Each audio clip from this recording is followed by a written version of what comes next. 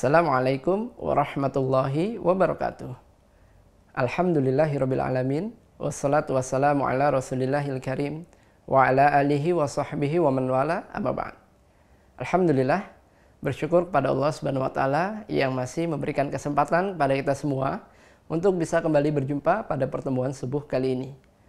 Salawat serta salam juga mari kita curahkan kepada junjungan kita, Nabi besar kita, Nabi Muhammad sallallahu alaihi wasallam, yang semoga kita semua termasuk ke dalam golongan umatnya yang mendapatkan syafaatnya di hari kiamat kelak. Amin. Selamat datang Mahasantri Mira Institute yang semoga kita semua dimuliakan oleh Allah Subhanahu wa taala. Bagaimana kabarnya? Semoga semua dalam keadaan sehat walafiat. Izin menginformasikan bagi teman-teman yang sudah terdaftar dan sudah memiliki perangkat belajar Mira Institute untuk bisa mengaktifkan akunnya dengan cara masuk ke website resmi Mira Institute. Bagaimana detailnya?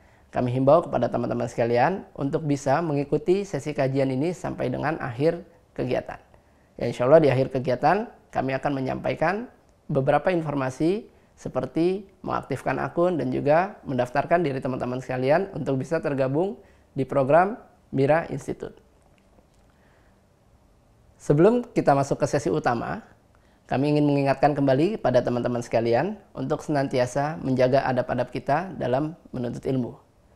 Ikhlaskan hati kita, luruskan niat kita hanya untuk mencari ridha Allah Subhanahu wa taala. Serius dalam menyimak kajian yang akan disampaikan. Siapkan buku dan juga alat tulisnya. Jangan lupa untuk mencatat setiap materi yang disampaikan. Gunakan pakaian yang sopan, yang sesuai dengan syariat. Duduk yang baik, tidak sambil rebahan, tidak sambil makan. Semoga dengan ikhtiar kita menjaga adab kita di hadapan ilmu, Allah turunkan keberkahan dan Allah mudahkan kita untuk bisa memahami dan juga mengamalkannya dalam kehidupan kita sehari-hari. Untuk itu, mari kita fokuskan pikiran kita, fokuskan hati kita, tepikan hal-hal yang bisa mengganggu fokus kita selama sesi kajian berlangsung. Terima kasih atas perhatiannya. Assalamualaikum warahmatullahi wabarakatuh.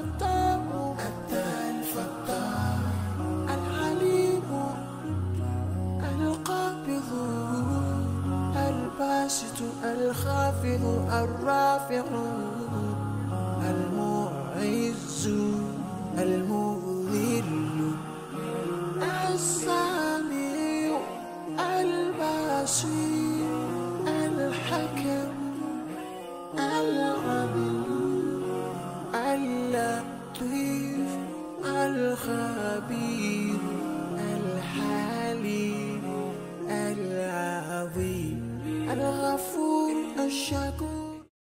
Bismillahirrahmanirrahim. Assalamualaikum warahmatullahi wabarakatuh.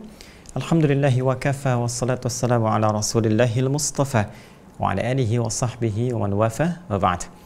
Fa ya ahbaballahi wa ahbaba rasulihi sallallahu alaihi wasallam, usi nafsi wa iyyakum bitaqwallahi faqad fazal muttaqun fala tamutunna illa wa antum muslimun. Faqala ta'ala ya ayyuhalladzina amanu taqullaha haqqa tuqatih wa la tamutunna illa wa antum muslimun. Baik, dalam ikhtiar memperbaiki kualitas ibadah kita akan lanjutkan kajian kita masih dalam pembahasan sifat salat Nabi sallallahu alaihi wasallam. Saya ingin tegaskan bahwa ini menjadi satu hal yang sangat penting untuk kita uraikan. Salat itu ibadah yang paling pokok. Ibadah yang sangat menentukan muara akhirat kita. Karena ini yang pertama kali dihisab oleh Allah Subhanahu wa taala, inna awwala ma yuhasabu bihil 'abdu yaumal qiyamati as-shalah. Amalan pertama yang dihisab oleh Allah Subhanahu wa taala, kata Nabi sallallahu alaihi wasallam, di akhirat kelak adalah salatnya.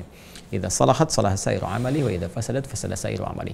Kalau bagus salatnya maka akan berdampak pada kebaikan amalan-amalan lain. Jadi ini sumber amal itu dari salat dulu. Salat merubah karakter lebih baik, amalan yang lain ikut, ya kan? Dan jika jelek salatnya maka ini adalah berita buruk ya bagi amal-amal yang lainnya. Ini sangat menentukan. Pun demikian dalam kehidupan dunia seperti pernah saya uraikan, banyak manfaat yang bisa kita raih.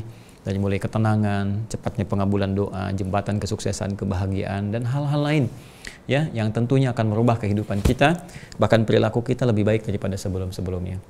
Pada intinya, apakah sholat yang telah kita tunaikan itu, yang menjadi pokok ibadah kita, yang diwajibkan setiap hari, telah menghasilkan apa yang kita dambakan tadi? Telah membuktikan keimanan kita di hadapan Allah? Atau jangan-jangan apa yang kita kerjakan tidak berbanding lurus dengan hasil yang seharusnya muncul dari ibadah sholat tadi? Maka dua hal penting diperbaiki. Satu adalah kehusyuan, Yang kedua, cara penunaiannya, karena diduga kuat menurut Al-Quran akan ada orang yang sholat tidak khusyuk, dan di antara ketidakkhusyuan itu disebabkan karena tidak paham, tidak mengerti apa yang dikerjakan dan dilakukan dalam sholatnya. Untuk itu kita belajar, dan di pertemuan yang lalu alhamdulillah kita telah sampai pada pembahasan iftitah dan istiftah. Ya, telah dapat bacaannya, referensinya dari mana, kemudian juga bagaimana cara membacakannya, dan hikmahnya itu yang paling penting. Ya, telah kita sadari, kalau saya izin berdiri, kita coba dari awal secara ringkas dalam mempraktikkan dari sejak kita mulai bertakbir. Ya, sejajar dengan bahu atau di sini, ya izin saya tegaskan untuk menandakan bahwa semua hal jika sudah kita mengangkat bertakbir, takbirnya ihram, harus menanggalkan ya dan diharamkan membawa segala hal yang tidak terkait dengan sholat. Buang semua ke belakang, pasrahkan kepada Allah Subhanahu wa taala diri kita sepenuhnya. Menghadap wa annahum ilaihi raji'un, dan boleh jadi ini penghadapan terakhir kita kepada Allah, dan mungkin jadi diwafatkan kita. Karena itu Nabi kadang mengingatkan, ya sallu salatal muwadda', salatlah kalian seperti salat perpisahan kita dengan dunia, dan mungkin akan kembali kepada Allah. Itu dorongan kepada jiwa kita untuk kuat dalam rangka menghamba kepada Allah. Kemudian mengucapkan Allahu Akbar, fayaqulu Allahu Akbar, ya komitmen pada diri kita, di lisan kita bahwa Allah yang paling agung, paling hebat, paling besar, menyadari sepenuhnya bahwa kita ini kecil di hadapan Allah. Tapi si kecil ini kadang-kadang membawa kebesaran dalam kehidupan, itu kan? Ya, sombong terhadap orang lain, merasa yang paling berilmu, merasa yang paling kaya, paling punya kedudukan, berlaku sewenang-wenang dan sebagainya dengan apa yang sebetulnya cuma titipan dan kecil. Maka kita rasakan itu keliru, kita berniat dengan baik sambil bertakbir, kita hadirkan suasana dalam hati kita, menunjukkan sholat apa yang kita tunaikan. Maghribkah, isyakah, atau yang lainnya. Baik, kemudian kita bersedekah, letakkan kemudian telapak yang kanan menutup yang kiri, menjaga hati dengan baik, bahwa tutupi kekurangan-kekurangan yang kadang muncul dari nafsu ini, ya segera tekan. Kalau perlu genggam seperti ini, tutupi dengan kebaikan-kebaikan seperti pernah saya terangkan di pertemuan yang lalu. Tolong lihat yang sebelumnya dulu, ya supaya tidak cepat menyimpulkan dan ada kesinambungan ya dan ketersambungan pembahasan sehingga mengerti apa yang saya contohkan sekarang. Kemudian jaga, dan dari penjagaan ini kita bermohon kepada Allah supaya kita jadi lebih baik dalam kehidupan. Dalam konteks kita membuka sholat ini dalam suasana iftitah, apa doa yang harus kita sampaikan kepada Allah supaya kita mendapatkan pembuka yang baik, mengawali kebaikan, menutup yang jelek-jelek, bertobat kepada Allah. Nah, di sini kita selesai kemarin membahas tentang doa iftitah baik di Al-Bukhari kemarin kita bahas di nomor hadis 744 dari Abu Hurairah itu yang Allahumma ba'id, ataupun di Sunan Abu Daud ya yang kita dapati kemarin di bab yang ke-123 apa yang harus dibaca saat istiftah, dan riwayatnya dari sahabat Ali bin Abi Thalib karramallahu wajah yang kita telah bacakan bersama, yang wajah tuh sampai ke ujungnya zalamtu nafsi ya, kemudian wa'taraftu bidzambi faghfirli ya fa innahu la yaghfiru dzunuba illa anta, ya, kita mengakui banyak dosa dan sebagainya. Nah, setelah itu suasana kan jadi enak, jadi lebih tenang, jadi lebih bersih, karena orang taubat Allah berjanji menjamin dalam Al-Quran, kan? Siapa yang taubatnya benar, siapa yang taubatnya lurus dan berniat untuk baik, ya faman taba wa aslaha, siapa yang kemudian bertobat dan berusaha memperbaiki dirinya, berjanji komitmen, maka Allah akan berkenan menerimanya. Dan penerimaan Allah yang terbaik itu ketika menerima taubatnya, maka Allah akan berkenan menunjukkan jalan-jalan kebaikan. Nah, jalan apa yang akan dibuka ya oleh Allah Subhanahu wa taala melalui penunaian salat ini? Maka pembuka jalan ini intinya akan dimulai lewat satu bacaan.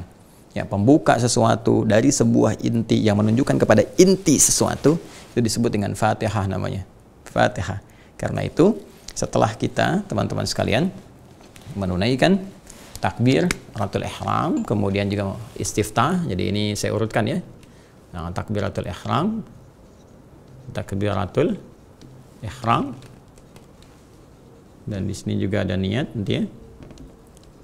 Kemudian kita lanjutkan dengan iftitah atau istiftah ya. Oke, jadi saya batasi di sini dulu. Kemudian sekarang kita akan masuk ke dalam satu inti ya, yang dimulai dengan bacaan ya. Bacaan itu disebut dengan qiraah namanya. Qiraah. Kalau bacaan spesifik berulang-ulang punya nilai mukjizat yang tinggi, bentuknya mubalaghah, maka disebut Quran. Ya, makanya apa yang kita bacakan firman Allah disebut Al-Quran karena dibaca terus berulang-ulang tanpa henti, punya banyak mukjizat. Orang nggak pernah bosan membacanya, orang nggak pernah bosan kemudian menghafalkannya, semua kalangan bisa baca dan sebagainya. Baik ya? Nah, jadi kalau kita ingin sifati dengan khusus bacaan saja, maka kita katakan apa? al-qiraah. Ya, pakai alif lam bisa al-qiraah untuk menunjuk pada sesuatu yang spesifik bacaan. Nanti apa yang dibacanya kalau dalam sholat jelas nanti ya kita bacakan pertama kali setelah iftitah ini nanti adalah Al-Quran. Nah, jadi nama umum untuk bacaannya Al-Qiraah ya. Jadi kalau nanti misalnya ada di dalam hadis Anda baca misalnya ba'da takbir qabla al-qiraah. Nah, yang dimaksud qabla al-qiraah ini jelas ke inti bacanya itu Al-Fatihah, yaitu Al-Quran. Ya. Al-Fatihah. Saking pentingnya tuh Al-Fatihah ada alarm. Kwik. dengar. Ya, ini barangkali mobil tetangga atau mungkin mobil kita juga di bawah ya. Baik, teman-teman sekalian, lanjut ke sini. Ya, John, tolong matikan. Baik, teman-teman. Lihat sini ya. Bismillah. Kita akan masuk kepada sesuatu yang pokok. Pokok inti pembuka sesuatu. Ya, pembuka, pokok inti disebut Fatihah. Ya. Kalau kemarin kan pembukaan yang mengantarkan pada sesuatu. Kalau ini intinya sesuatu itu dan akan dibuka, ya kan? Maka disebut dengan apa? Fatihah. Nah, Al-Fatihah ini tentu adalah Al-Quran. Ya, itu adalah apa? Al-Quran dan sifatnya berupa bacaan.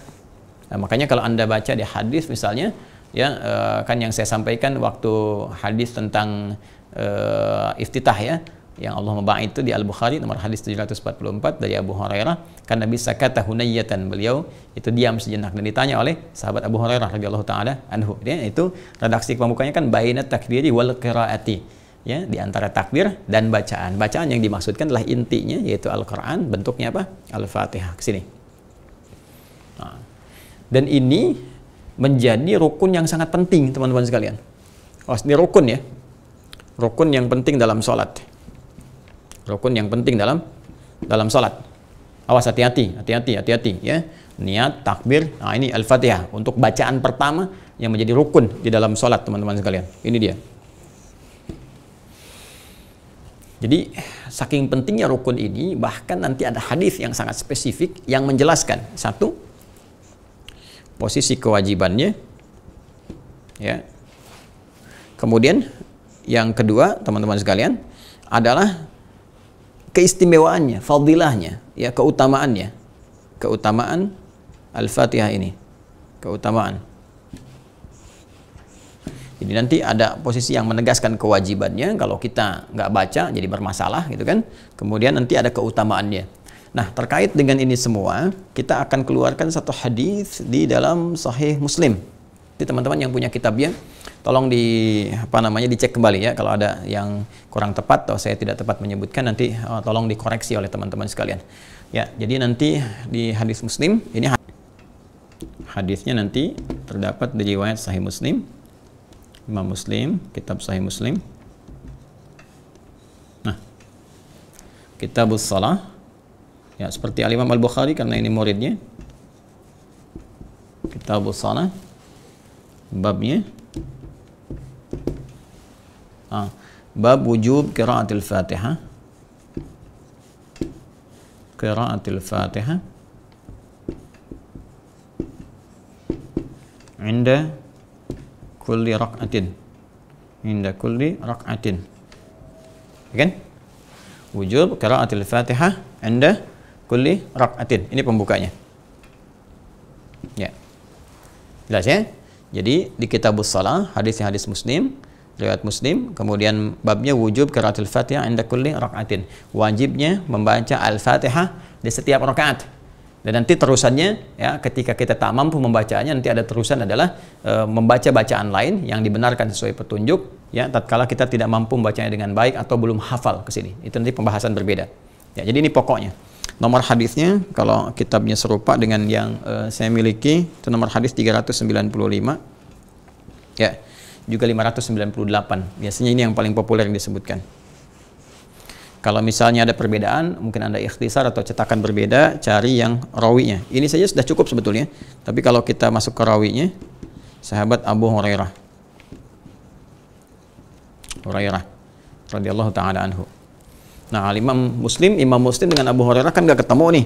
Berarti harus kita temukan dulu kan. Abu Hurairah kan sahabat Nabi gitu kan. Imam Muslim jauh sekali. Itu di eranya Imam Al-Bukhari gitu kan. Nah, ini sementara sahabat Abu Hurairah sahabat ketemu Nabi dan wafat sebelum eranya Imam Muslim. Nah, sekarang kita urutkan dulu Imam Muslim terima dari siapa. Haddatsana, nanti Anda bisa cocokkan. Ya, haddatsana Ishaq kan bin Ibrahim Al-Hanzali.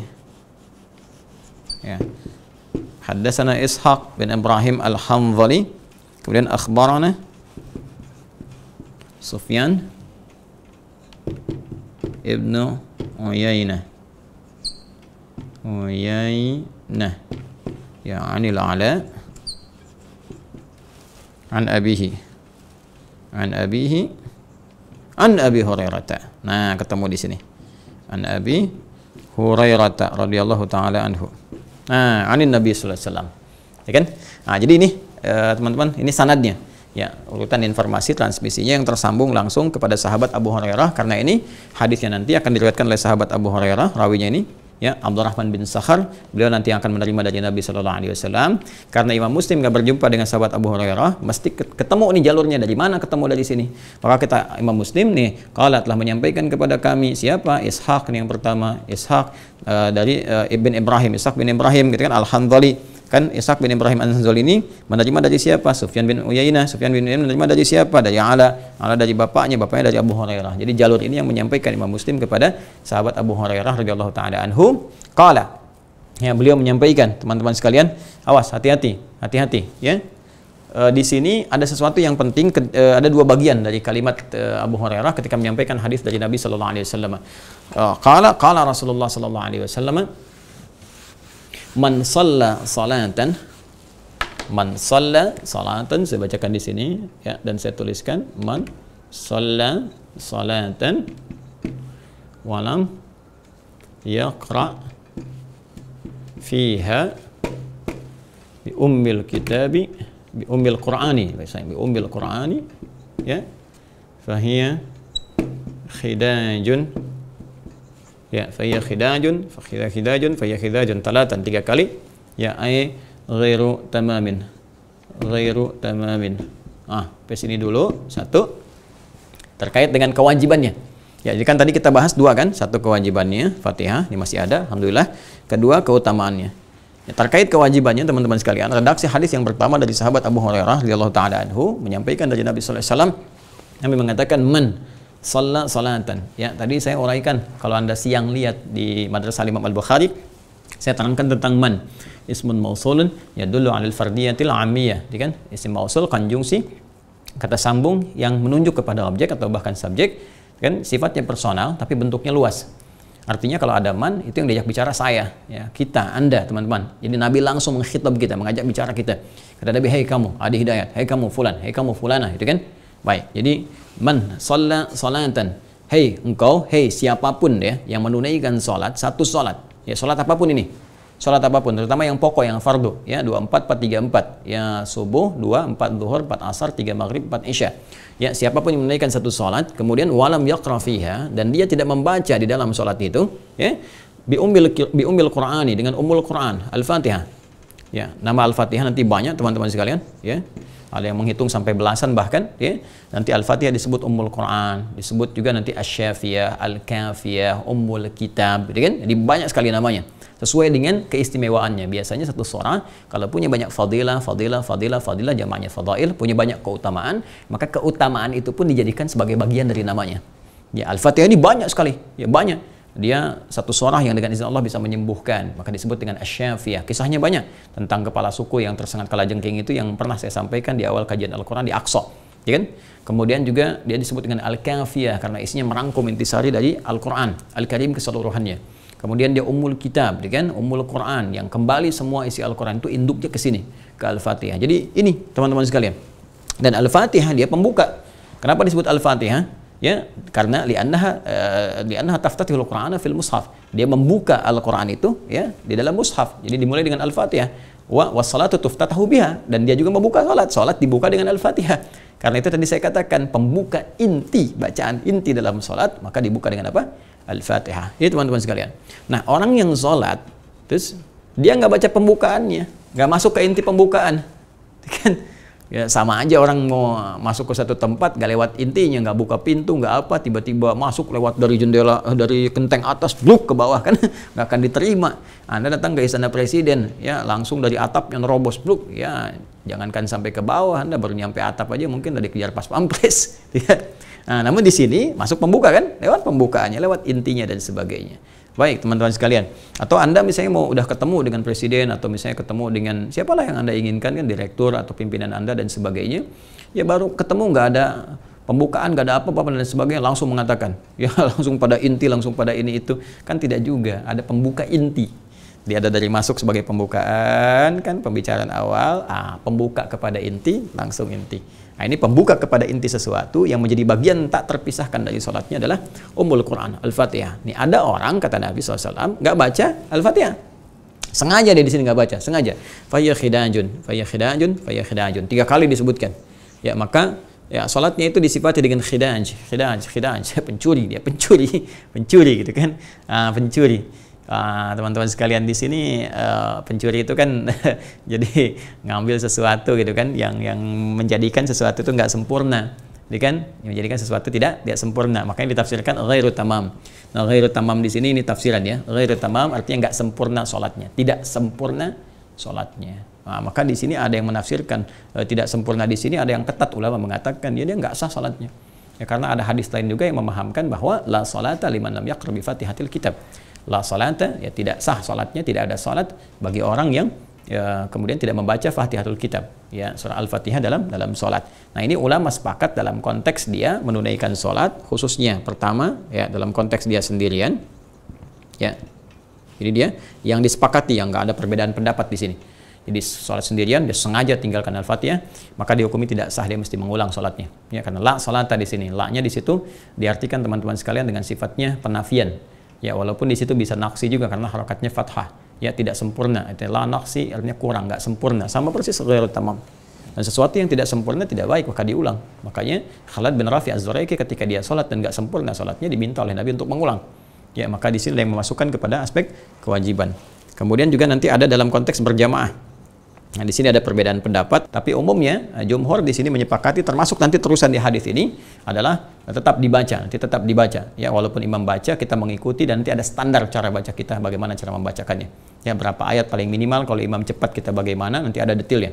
Di sini tetap membaca, walaupun nanti Abu Hanifah, ya Imam Abu Hanifah dalam nanti madhab Hanafi mengatakan kalaupun imam sudah bacakan maka makmum diam, maka berlaku hadis qiraatul imam ya qiraatul makmum, innama ju'ilal imamu liyutamma bihi fa qiraatul imam qiraatul makmum.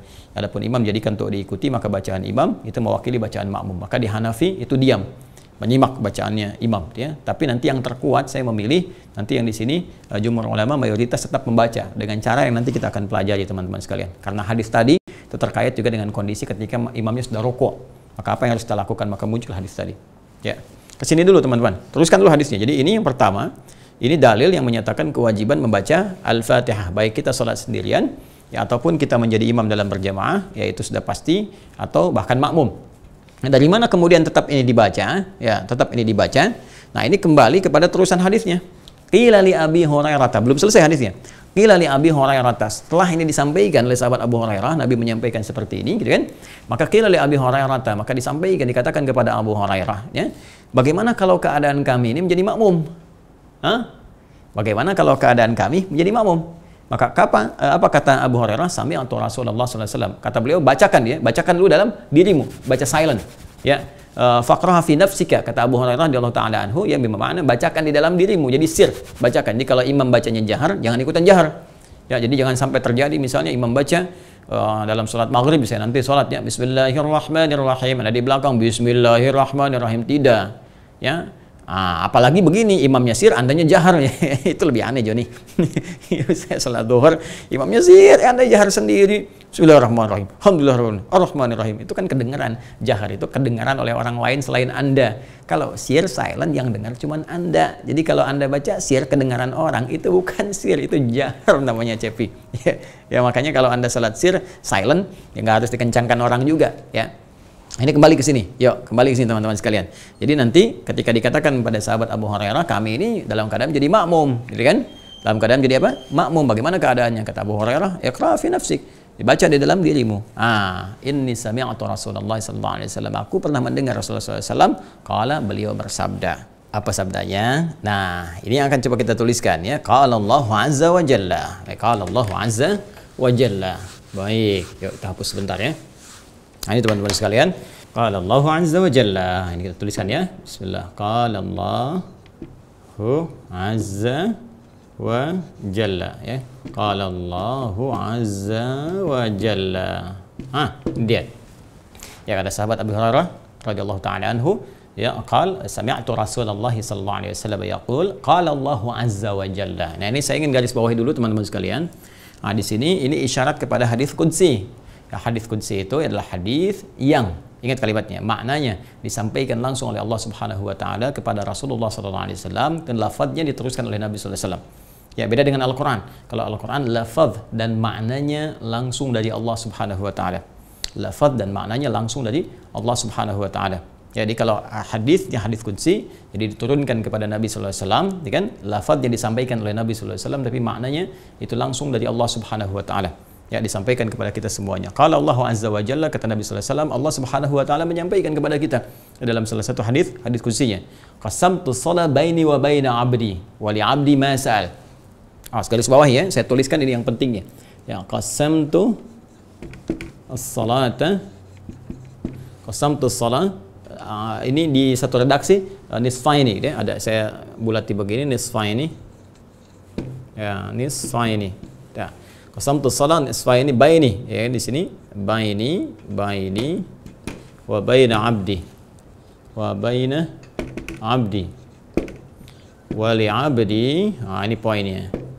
Ma sa'al. Allahu akbar.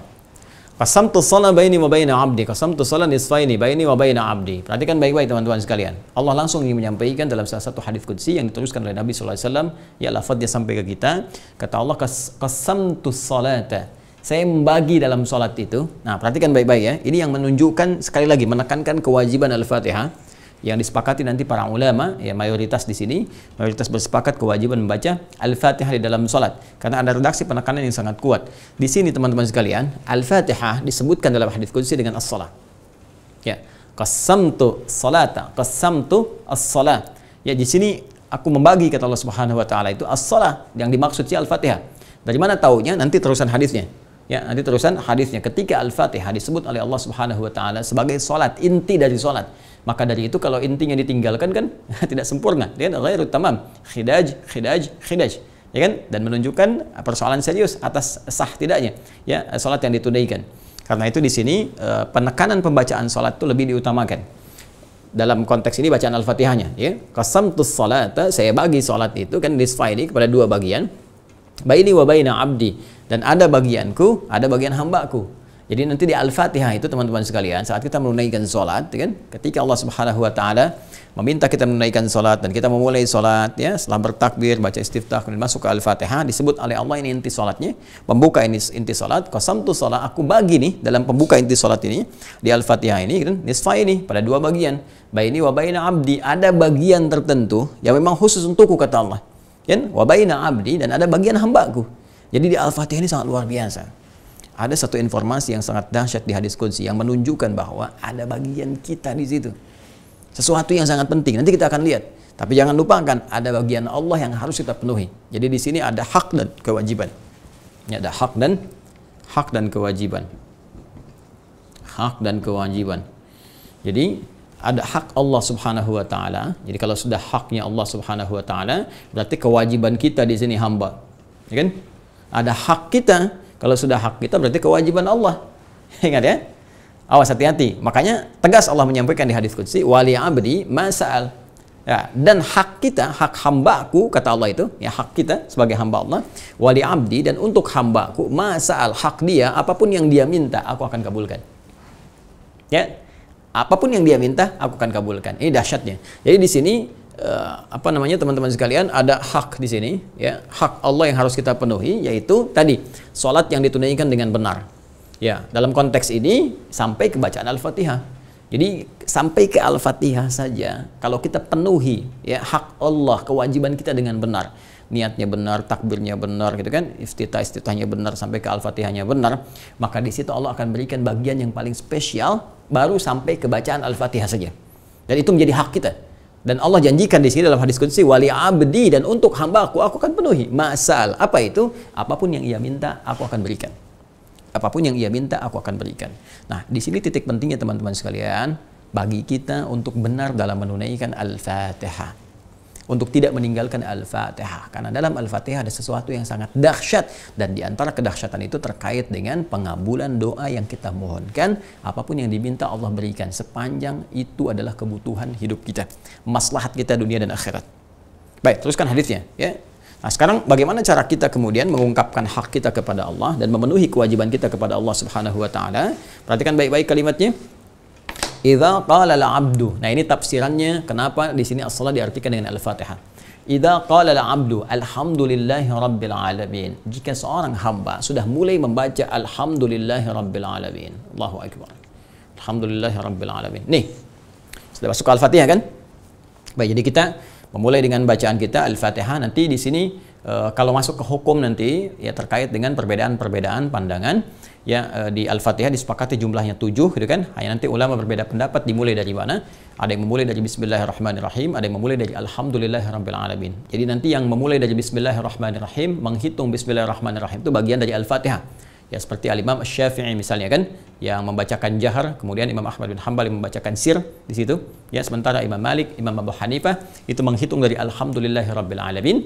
Ya, dan di sini menempatkan Bismillahirrahmanirrahim ada ditempatkan sebagai ayat mandiri yang terpisah karena pertanyaan Ibnu Abbas radhiyallahu taala anhuma yang menanyakan pada Rasulullah, adakah kemudian pemisah di antara surah-surah Al-Qur'an yang menjadikan surah itu dipahami bukan bagian dari surah yang lainnya. Maka turunlah Bismillahirrahmanirrahim di sini. Maka nanti sebagian memosisikan Bismillahirrahmanirrahim itu bagian terpisah ayat yang berdiri sendiri sebagai pembuka di setiap surah. Sebagai pembuka di setiap surah. Karena itu bedanya Al-Fatihah dengan Al-Baqarah dipisahkan Bismillahirrahmanirrahim. Bedanya nanti Al-Baqarah dengan Ali Imran dipisahkan Bismillahirrahmanirrahim. Kecuali At-Taubah nanti. Ya, kecuali At-Taubah, Al-Bara'ah karena ini terkait dengan peperangan, izin untuk membela diri, izin untuk membela kehormatan, membela bangsa, membela masyarakat, kan, membela saat dizalimi. Maka dalam pembelaan itu ada pertumpahan darah. Sedangkan Bismillahirrahmanirrahim itu ayat yang terkait dengan kasih sayang. Dalam perang nggak ada kasih sayang. Nggak ada orang nembak, izin nembak ya, Dor, aku sayang kamu sebetulnya. Itu terlalu lebay Joni, nggak ada, perang ya perang, tembak ya tembak gitu kan. Makanya nanti di Al-Bara'ah itu tidak ada Bismillahirrahmanirrahim, langsung ta'awudz, langsung ke bara'atum minallah dan seterusnya. Nanti Bismillahnya tetap berjumlah 114 karena nanti di An-Naml pun ada wa innahu min Sulaiman wa innahu Bismillahirrahmanirrahim, sempurna di 114 kali disebutkan dalam Al-Quran. Ya, untuk Al-Fatihah pun itu disebut sebagai pemisah Bismillahnya. Bismillahirrahmanirrahim pada riwayat yang tadi disampaikan dalam pandangan madhab selain Asy-Syafi'i dan juga madhab Hambali. Yang bacanya jahar Asy-Syafi'i, Hambali bacanya sir. Ya, di Maliki langsung ke Alhamdulillahirabbil alamin, di Hanafi juga demikian. Nah, ketika masuk ke sini teman-teman sekalian, ya, hadis yang diqudsi, wa idza qala al-'abdu alhamdulillahirabbil alamin. Jika seorang hamba mulai membaca Al-Fatihahnya dan dia katakan alhamdulillahirabbil alamin. Fokus ya. Qala Allah azza wa jalla, maka Allah menjawab bacaannya ini dengan jawaban hamadani abdi. Hamadani abdi. Ya, hambaku telah memujiku. Pelan-pelan ya. Wa idza qala al-'abdu ar-rahmanir rahim, kan? Ar-rahmanir rahim, kalau hamba membaca ar-rahmanir rahim, kemudian Allah menjawab, qala Allah azza wa jalla, Allah menjawab gitu kan? Asna alayya abdi. Asna alayya abdi. Baik. Hambaku tengah menyanjungku. Wa idza qala al-'abdu maliki yaumiddin, ketika hamba membaca maliki yaumiddin, ya kan? Maliki yaumiddin, qala Allah azza wa jalla, maka Allah pun menjawab majjadani 'abdi, ya. Majjadani 'abdi. Hambaku tengah mengagungkanku. Di hadisnya qala marwatan fawada ilayya 'abdi, ya kan? Hambaku tengah menyerahkan urusannya kepada keagunganku, ya kan? Nah, ini dia yang paling menarik teman-teman sekalian. Ketika sampai pada ayat yang berikutnya. Iyyaka na'budu wa iyyaka nasta'in. Idza qala al-'abdu iyyaka na'budu wa iyyaka nasta'in. Ini beda sendiri teman-teman jawabannya nih. Ketika hambaku berkata dalam salatnya iyyaka na'budu wa iyyaka nasta'in, qala Allah azza wa jalla. Ini intinya. Allah menjawab hadza. Ini dia. Baini wa baina 'abdi. wali abdi masal. Allahu Akbar. Nah, kata Allah, inilah yang dimaksud komitmen antara aku dengan hamba aku. Tadi di awal, qasamtu shalah baini wa baina abdi nisfain. Ini komitmennya. Kata Allah, ini komitmen antara aku dengan hamba aku. Wali abdi masal. Jika hambaku benar menunaikan sholat sampai bacaan ini, apapun yang dia minta saat ini aku akan berikan. Ya, apapun yang dia minta saat ini aku akan berikan. Masya Allah. Masya Allah. Dan ini dalam posisi berdiri, teman-teman. Ini dalam posisi apa? Berdiri. Sekarang saya mau ilustrasikan sebentar ya. Simpan dulu ini. Saya mau ilustrasikan. Kita buka dulu, teman-teman sekalian, Quran surah ketiga, Ali Imran, ayat 38 sampai 39. Ya, bersama Anda mushaf ya, tolong dibuka. Quran surah ketiga, Ali Imran. Ali Imran, ayat 38 sampai 39. Di mushaf standar paling kanan pojok sebelah atas. Ya, saya mau kisahkan sejenak saja. Nabi Zakaria alaihi salam telah berumah tangga dan berharap mendapati keturunan dari ikhtiar rumah tangganya. Dan Allah berkehendak dengan satu kehendak yang sangat luar biasa, ujian bagi beliau. Dari mulai berumah tangga sampai rambutnya memutih, fisiknya sudah letih, gitu kan? Washta'ala ra'su syaiba. Jadi dalam bahasa Al-Quran di surat Maryam itu sudah mulai rambutnya memutih ya, dan terus tidak pernah putus asa. Ya, walam akum bidu'aika rabbi syaqiyya, dan saya tidak pernah putus asa untuk memohon kepadamu ya Rabb untuk punya keturunan. Ternyata qadar Allah belum dapat keturunan. Bahkan istrinya divonis monofus dan mandul, mohon maaf, secara medis. Ya, nanti teman-teman yang mengalami peristiwa serupa, misalnya belum ada keturunan setelah berumah tangga cukup lama dan sebagainya, bisa ditempuh salah satu ikhtiar ini. Ya, ini contoh kepada kita untuk bisa diamalkan. Nah, maka apa yang terjadi? Teman-teman sekalian, beliau kemudian berikhtiar untuk menunaikan sholat dengan sempurna di mihrab. Mihrab itu bisa jadi bentuknya ruangan, ya kayak imam masjid tuh ya, imam kan ada apa namanya ruangan mihrab kan untuk mengimami itu. Nah, atau kita bisa bikin di rumah, bisa ruangan, atau kalau nggak ada ruangan pun teman-teman, atau di musala bisa bikin satu bagian mihrab. Kita bisa jadikan hamparan sejadah aja, seperti saya pernah bikin juga begitu. Ya, dulu waktu saya pertama ke Indonesia, kemudian dengan istri itu kan ngontrak, dan bukan aib. Ya, kita mengontrak dan sebagainya, kita hamparkan sejadah untuk menunaikan ibadah di situ, ya, dan jadikan mihrab. Dan mihrab itu tempat yang memang khusus untuk ibadah. Jadi nggak ada yang lain-lain tuh, handphone apa semua cerita-cerita nggak usah masuk ke situ. Ya, jadi nggak bisa terima misalnya telepon atau kita mohon maaf sekali ya makan di situ atau bikin status pun jangan. Ya, ceklik selfie, maaf ya jangan ganggu aku sedang di mihrab, itu nggak boleh. Keluar dulu di situ. Ya, dan mihrab khusus untuk ibadah saja. Dan di antara fungsi mihrab mempercepat terkabulnya doa. Ya, di antaranya. Makanya imam, kenapa tempatnya di mihrab saat dia memimpin sholat? Karena imam itu adalah puncaknya. Imam itu intinya dalam sholat yang diharapkan bisa terkabul dengan bacaan imam doa-doa kita. Ya kan? Nah, dari sini kemudian teman-teman sekalian, boleh kita punya mihrab di rumah, ya, seperti Maryam punya mihrab. Ya, di ayat ke-37-nya kan Maryam. Ya, fataqabbalaha rabbuha biqabulin hasanin wa ambataha nabatan hasanan wa kaffalaha Zakaria kullama dakhala 'alaiha Zakaria al-mihraba. Maryam punya mihrab. Nah, Nabi Zakaria kemudian mencoba menunaikan di mihrab itu, bermohon kepada Allah sesuatu ya yang tidak ada batas, ya seperti Maryam mendapatinya. Ya, sifat Allah yang memberi tanpa batas disebut dengan Wahhab. Wahhab. Kalau kita memohon kepada Allah, menyebut dan meminta dengan tulus, kita katakan hab. Untuk pribadi li, kalau banyak lana, hab lana. Rabbana hab lana min azwajina wa dzurriyyatina qurrata a'yun. Maka di sini Nabi Zakaria menunaikan salat. Dan saya pernah sampaikan di edisi yang awal-awal bahwa sholat itu ibadah spesifik kita sebagai pembuktian keimanan kepada Allah. Karena pembuktian keimanan, makanya semua nabi umat sebelum Nabi Muhammad pun sholat. Ya, kan pernah saya sampaikan. Ya, Nabi Isa itu sholat, ya kan? Nabi Isa sholat. Ada di surah Maryam, ya, surah 19 ayat 31 sampai dengan 33. Kemudian siapa lagi? Nabi Zakaria ini saya sebutkan. Nabi Musa sholat, Quran surah ke-20 ayat ke-14. Kan, innani anallahu la ilaha illa ana fa'budni wa aqimis salata li dzikri. Nabi Ismail ya sholat, meminta keluarganya sholat.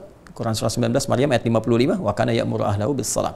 Nah, kembali ke kisah Nabi Zakaria alaihissalam, maka beliau memberikan kesan kepada kita bahwa kalau ada manusia memvonis kita sesuatu yang nggak mungkin, nggak bisa, mustahil dan sebagainya, gitu kan? Ini nggak memungkinkan, maka ini tanda langsung dari Allah Subhanahu wa taala untuk memohon. Nabi Zakaria memberikan tanda kalau sudah mustahil kata orang, maka mohonlah kepada Allah. Maka beliau menunaikan salat dan dalam salatnya berdoa. Ya, hunalika da'a Zakaria rabbah qala rabbi hab li min ladunka dzurriyyatan thayyibah innaka sami'ud du'a. Ya Allah, mereka mengatakan aku mustahil punya keturunan karena istriku begini-begini, karena aku sudah begini. Maka aku memohon kepadamu yang tidak punya batas dalam pemberian. Mohon ya Allah, anugerahkan aku keturunan dari sisimu. Engkau pasti mendengar doa hamba. Kalau pada yang maha mendengar saja belum terkabul, kepada siapa lagi hamba mesti memohon? Sekarang perhatikan jawabannya di ayat 39. Ketika dipanjatkan dalam sholat dengan benar, lihat jawabannya. Dengan cepat sekali. Fa pakai fa. Saya sering terangkan huruf fa ini ya. Fanadathul malaika. Fanadathul malaika wa huwa qa'imun yusalli fil mihrab. Maka baru doanya selesai. Salatnya belum selesai. Baru doanya selesai, turun malaikat memberikan jawaban. Doa kamu terkabul. Wa huwa, sedangkan Nabi Zakaria itu qa'imun. Nih, saya tuliskan. Qa'imun yusalli, ini dia. Fil mihrab. Sedangkan Nabi Zakaria, ini poinnya, masih tegak berdiri. Masih tegak berdiri. Masih berdiri, yusalli, dalam salatnya. Fil mihrab, di mihrab. Ini poinnya. Masih berdiri dalam salat. Jadi, beliau bacakan permohonan dalam salat itu dalam keadaan berdiri. Dalam keadaan berdiri, minta kepada Allah. Doanya baru selesai, masih berdiri, salatnya belum selesai. Tiba-tiba turun jawaban. Ya, sedangkan dahsyatnya kesempurnaan sholat yang disyariatkan kepada umat Nabi Muhammad SAW melalui Rasul yang sangat mulia. Karena nabinya paling mulia, paling takwa, paling dekat dengan Allah, maka kemuliaannya luar biasa. Sempurna syariat sholatnya, dan bedanya dengan umat di masa lalu, teman-teman sekalian, fokus baik-baik. Umat sebelum Rasulullah, sholat dulu, minta, baru turun jawaban. Umat Nabi Muhammad SAW, sebelum tiba waktu sholat, ditunggu oleh Allah. Mau minta apa dalam sholat? Silahkan minta. Yuk, buka Quran, surah ke-2 Al-Baqarah, ayat 153. Quran, surah ke-2 Al-Baqarah, ayat 153. Ya ayyuhalladzina amanu. Hai semua orang yang telah menyatakan dirinya beriman kepada Allah. Ingat, imannya dikhitab. Imannya langsung diajak oleh Allah Subhanahu wa taala untuk dimunculkan, seakan menanda ayat ini bahwa adakah iman dalam jiwa kita. Iman kita dipertaruhkan. Ista'inu bis sabri was salah. Ya ayyuhalladzina amanu ista'inu. Ista'inu bis sabri was salah. Ini dia. Hei semua orang telah menyatakan dirinya beriman kepada Allah Subhanahu wa taala. Ista'inu, jika kalian punya persoalan dalam kehidupan, masalah-masalah apapun yang kalian rasakan, kan? Maka terimalah itu dulu dengan sabar sebagai ujian untuk meningkatkan kualitas hidupmu. Karena yang lain pun diuji. Ya, Nabi diuji, sahabat diuji, tabi'in diuji. Engkau Nabi bukan, Rasul bukan, sahabat bukan, tabi'in bukan. Gak pengen diuji, kamu siapa ya, ence? Ya, jadi ini balik ke sini teman-teman sekalian. Terima dulu dengan sabar. Wassalah, dan mintakan solusi dari ini semua lewat sholat. Lewat sholat. Nah, sekarang apa hubungannya dengan Al-Fatihah? Lihat baik-baik ya. Ketika Nabi Zakaria meminta, nah, masih berdiri dalam sholatnya, dikabulkan oleh Allah Subhanahu wa taala. Kita umat Nabi Muhammad SAW, ya, dengan barakah Nabi yang sangat mulia, belum sholat, dan diminta, dipanggil, siap-siap saat sholat mau minta apa. Nah, sekarang perintahnya, ista'inu. Nih, ista'inu. Fokus baik-baik. Ini perintah dari Allah. Kalau kita mau katakan, teman-teman sekalian, ya Allah, kami mau sholat, dan saat sholat itu, kami akan meminta kepadamu. Nanti kan baik-baik. Nah, ini perintah kita saat menunaikan sholat, ini masuk dalam bagian ibadah. Di Quran, surah ke-20, Taha, ayat ke-14. Kata Allah, kalau kalian yakin dengan imanmu aku Tuhan, kan? Ya, maka buktikan lewat itu, pembuktian itu, ya, keimanan itu lewat sholat. Innani anallahu, sayalah Allah, sungguh sayalah Allah satu-satunya Tuhan. Ya la ilaha illa ana, enggak ada yang disebut Tuhan kecuali saya. Fa'budni, maka sembah saya. Ini perintahnya di sini, fa'budni. Fa'budni, ya kan? Yang ini wasta'inu, ya ayyuhalladzina amanu ista'inu, ini fa'budni salatnya. Kalau kita ingin pindahkan bentuk perintah ini ke bentuk penghambaan, ya, untuk mengeksekusi ini, untuk membuktikan, maka kalau saya pakai a. Kalau kita banyak pakai nun. Nah, ya, bentuknya rubah ke fi'il mudhari. Ini a'bud jadi a'bud kalau sendirian. Kalau banyakan kita semua ganti jadi na'bud. Na'bud. Ya? Baik. Yang kita sembah siapa? Allah, kan? Allah. Maka kita akan katakan, ya Allah, kami ingin buktikan kami menyembahmu ya Allah. Kami siap sholat kepadamu ya Allah. Engkau katakan, salat, sembah aku, ibadah kepadaku sholat. Kami katakan, ya Allah, kami siap menyembahmu hanya kepada Engkau, tidak ada yang lain. Engkau katakan Engkau yang Tuhan, tidak ada yang lain. Kami pun akan katakan, ya Allah, kami siap hanya kepada Engkau, kami akan menyembah, ya Allah. Hanya kepada Engkau, hanya kepadamu. Maka hanya kepadamu, itu bahasa Arabnya iyyaka, didahulukan. Iyyaka na'budu. Rumus yang sama, ini. Ista'inu, jadikan bentuk kemudian penghambaan kita menjadi nasta'in. Nah, kalau kita katakan hanya kepadamu saja, ya Allah, kami minta. Gak ada yang lain, karena hanya Engkau yang Tuhan. Ya, hanya Engkau yang Allah, hanya Engkau yang hak. Maka katakan iyyaka. Tuh. Sekarang lihat. Ini perintah Quran surah 2 ayat 153. Ini Quran surah 20 ayat ke-14. Iyyaka na'budu, iyyaka nasta'in. Sekarang saya mau tanya kepada Anda semua. Ya, saya, Anda, dan kita semuanya. Adakah kita temukan kalimat ini, iyyaka na'budu, ya, dan iyyaka nasta'in di dalam bacaan salat kita? Ada, Ustaz. Di mana? Al-Fatihah. Nih. Idza qala al-'abdu iyyaka na'budu wa iyyaka nasta'in. Anda bayangkan? Ya, makanya pantas di sini Allah mengatakan, lihat kalimatnya baik-baik. Hadza baini wa baina 'abdi wa li 'abdi ma sa'al. Ini adalah perjanjian komitmen antara aku dengan hamba-Aku. Apa komitmennya? Ini yang dari awal, wa li 'abdi ma sa'al. Kan Allah katakan, ista'inu bis sabri was shalah. Kamu punya masalah, kamu punya persoalan, datang kepada Aku, ya. Mintakan dalam salat, Aku kabulkan. Sekarang di mana ya Allah cara memintanya? Tuh, Zakaria meminta alaihissalam dalam berdirinya minta, Aku kabulkan. Contohnya, kamu belum minta, Aku udah panggil. Bacakan, apa bacaannya? Iyyaka na'budu. Ketika sampai ke bacaan ini, iyyaka na'budu. Ya Allah, sekarang kami mengungkapkan keimanan kami. Sekarang kami membuktikan keyakinan kami kepadamu, ya Allah. Hanya Engkau yang Tuhan, Engkau ya Allah. Kami menyembahmu, ya Allah, lewat salat ini. Nih. Wa nasta'in. Dan Engkau mintakan, perintahkan kepada kami untuk minta. Kalau kami ada kesulitan, kami ada permohonan, kami ada kebutuhan, ya Allah. Kan? Sekarang kami meminta hanya kepadamu, wa iyyaka nasta'in. Maka ketika Anda mengatakan, saya mengatakan, kita mengatakan, iyyaka na'budu wa iyyaka nasta'in, Allah langsung menjawab, hadza baini wa baina 'abdi. Inilah perjanjian komitmen antara Aku dengan hamba-Ku. Wa li 'abdi ma sa'al. Dan kalau benar hamba-Aku sampai detik ini, ya, apapun yang dia minta Aku akan berikan sepanjang itu menjadi kebutuhan dunia dan akhirat dia, maslahat dia. Dahsyat di sini.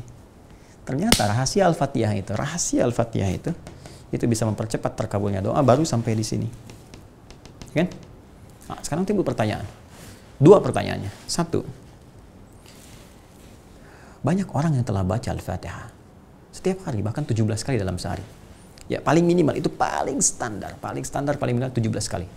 Jadi kalau ada yang baca 16, itu berarti salat subuhnya 1 rakaat. Ya, karena sholat itu kan 17 rakaat, 5 waktu 17 rakaat. Setiap rakaatnya baca Al-Fatihah. Saking inginnya Allah banyak mengabulkan doa kita, dibuat 17 kali minta. Ada nggak pimpinan, siapapun dia, komandan dan sebagainya yang mengundang Anda 17 kali dalam sehari, minta apa aja dikasih. Ya. Dan ada yang ngundang sekali aja, Anda taatnya luar biasa, patuh luar biasa. Allah ngundang 17 kali, dikasih untuk kepentingan Anda. Masih nggak taat juga. Dengan cara apa lagi diberikan petunjuk?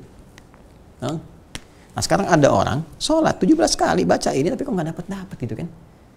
Salahnya di mana? Satu itu. Yang kedua, kalau Allah tawarkan apapun diberi, mau minta apa? Pasti bingung kan? Banyak permintaan nih. Ada nggak rumus kalau disebutkan satu kalimat misalnya atau satu permintaan semua dikasih? Nah, ini menjadi penting untuk kita uraikan bagaimana bacaan Al-Fatihah yang benar, ya kan? Sampai bisa menghasilkan pemberian dari Allah Subhanahu wa taala untuk mengabulkan doa-doa kita. Bacanya seperti apa nih? Karena ada petunjuk di hadis ini. Dan yang kedua, apa yang harus kita mintakan kepada Allah dalam kondisi yang seperti ini? Dan kadang-kadang bacanya cepat, Imam. Ya, begitu kita ikuti iyyaka na'budu wa iyyaka nasta'in, ihdinas siratal mustaqim, siratal ladzina an'amta 'alaihim ghairil maghdubi 'alaihim waladdallin. Dan baca surat kan? Seperti apa menghadirkannya? Nah, ini nanti yang akan kita ulas. Jadi sabar ya. Sabar, insyaallah nanti kita akan uraikan dengan lebih dalam lagi sehingga pelan-pelan belajarnya. Kalau memungkinkan saya sarankan sih teman-teman bawa mushaf ya. Bawa mushaf, kalau kitab hadis mungkin nggak semua punya, tapi bisa download juga. Bisa dicari ini teman-teman. Insya Allah ketemu apa yang tadi saya sampaikan ya. Kalau mungkin ada sedikit perbedaan nomor atau apalah gitu kan, yang menjadi penanda batasan halaman atau apa, itu mungkin perbedaan dari cetakan dan sebagainya. Tapi redaksinya ketemu. Ya, redaksi ada, rawinya sama, itu kitabnya sama atau babnya sama. Itu biasanya insya Allah bermanfaat. Ya, yang aneh itu begini misalnya nomornya ada, isinya nggak ada. Itu yang paling aneh. Kan, nah, jadi jangan berdebat di masalah ini nomornya beda, lantas ribut gitu. Hadisnya ada nggak, Cepi? Iya, kalau hadisnya ada, ngapain Anda sibuk pada urusan seperti itu? Mungkin kitabnya beda atau apa. Dan tidak perlu kita perlebar juga masalah itu. Jadi kesimpulannya, ini bacaan Al-Fatihah, bacaan pembuka, inti, ya, dan kita harus bacakan dalam sholat kita. Membacakannya harus benar, teman-teman sekalian, karena ada rahasia di balik itu. Di antara rahasia itu adalah bagaimana Allah mengabulkan doa-doa kita, ya, saat kita bermohon dalam Al-Fatihah. Ini seperti Allah mengabulkan doa Nabi Zakaria yang dianggap mustahil oleh sementara orang. Ya, mungkin itu yang bisa kita uraikan, bisa kita bahas, mudah-mudahan bermanfaat. Dan semoga Allah senantiasa merahmati kita, menjaga kita dalam kebaikan dan mengampuni dosa-dosa kita. Allahumma taqabbal minna innaka antas sami'ul alim wa tub 'alaina innaka antat tawwabur rahim. Taqabbal minna siyamana wa salawatina wa ruku'ana wa sujudana wa tammim taqsirana ya Allah ya arhamar rahimin. Wa najjina ya Allah minal qalbil azim bi rahmatika ya arhamar rahimin. Sallallahu alaihi sayyidina Muhammad wa ala alihi wa sahbihi wa ummati ila yaumiddin. Wa akhiru da'wana subhanakallahumma bihamdika nasyhadu an la ilaha illa anta nastaghfiruka wa natubu ilaik. Walhamdulillahi rabbil alamin. Assalamualaikum warahmatullahi wabarakatuh.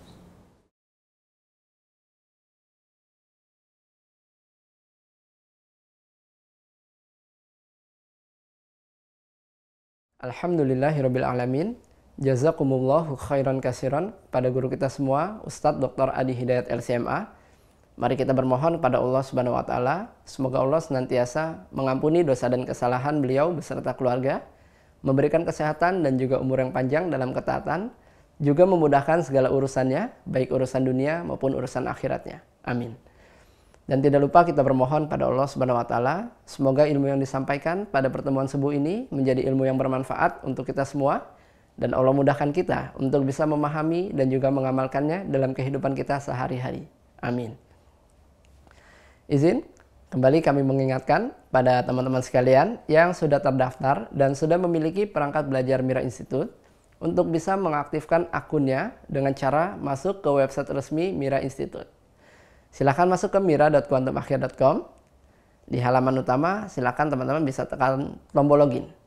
Ya, silahkan gunakan username-nya berupa email dan juga passwordnya berupa nomor telepon yang sudah teman-teman daftarkan sebelumnya.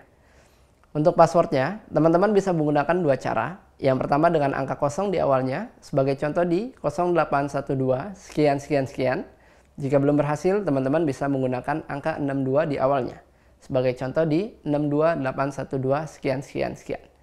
Untuk lebih mudahnya, teman-teman bisa merujuk kembali folder inbox pada email teman-teman sekalian untuk bisa menemukan username dan juga password teman-teman. Jika tidak ditemukan di folder inbox, teman-teman bisa merujuk ke folder spam ataupun folder junk. Karena ada kemungkinan email yang kami kirim, username dan juga password, masuk ke folder-folder tersebut. Setelah teman-teman masuk, silakan lengkapi data diri teman-teman sekalian, seperti mengupload foto profil teman-teman dan melengkapi data yang harusnya diisi oleh teman-teman sekalian. Agar data teman-teman bisa terbaca oleh tim kami dan teman-teman bisa menikmati setiap fitur yang sudah disajikan di website resmi Mira Institute. Seperti mendownload kitab-kitab rujukan ataupun materi yang sudah di-scan oleh admin dan sudah di-upload di website. Dan teman-teman bisa mereview kembali video materi dari awal pertemuan. Juga teman-teman bisa mengevaluasi pemahaman teman-teman sekalian dengan menjawab beragam macam pertanyaan yang sudah disajikan di website resmi Mira Institute. Dan yang paling penting, insya Allah jika nanti sudah ada kesempatannya untuk kajian offline, jika teman-teman sudah mengaktifkan akunnya dan datanya sudah terbaca oleh sistem kami, teman-teman mendapatkan kesempatan untuk bisa mendapatkan undangan untuk mengikuti sesi kajian offline bersama guru kita Ustadz Dr. Adi Hidayat LCMA. Bagi teman-teman yang ingin tergabung menjadi mahasantri di Mira Institute, kesempatan masih terbuka. Silahkan daftarkan diri teman-teman sekalian di website yang sama di mira.quantumakhir.com. Di halaman utama, silahkan tekan tombol daftar, maka teman-teman akan diarahkan ke aplikasi UAH Corner. Atau teman-teman bisa mendownload langsung aplikasinya di Google Play Store. Silahkan cari UAH Corner. Di halaman utama, aplikasi UAH Corner, teman-teman pastikan memilih paket buku belajar atau paket buku spesial Mira Institute. Sekali lagi, pastikan yang dipilih adalah paket buku spesial Mira Institute. Jangan salah pilih. Nah, pastikan saat teman-teman mendaftar, emailnya aktif dan nomor teleponnya ada WhatsApp-nya, agar tim admin bisa mengirimkan username dan juga password kepada teman-teman sekalian. Dan juga bisa mengirimkan informasi lanjutan seputar kegiatan di Mira Institute. Dan bagi teman-teman yang berada di luar negeri, teman-teman bisa menghubungi admin Mira Institute khusus luar negeri seperti yang sudah tertera pada layar teman-teman sekalian. Bagi teman-teman yang sudah tergabung dan yang baru tergabung, kami himbau pada teman-teman sekalian untuk bisa mengikuti sesi materi dari awal pertemuan, dari bab Muqaddimah, lalu ke episode 1, episode 2, dan selanjutnya secara bertahap. Agar pemahaman teman-teman bisa tersambung antara pertemuan satu dengan pertemuan lainnya, bisa terkorelasi, dan pemahaman teman-teman juga bisa lebih maksimal. Jangan lupa untuk bisa mengikuti ujian di setiap babnya, agar teman-teman bisa lanjut ke bab berikutnya dan mendapatkan sesi undangan via Zoom bersama guru kita Ustadz Dr. Adi Hidayat LCMA.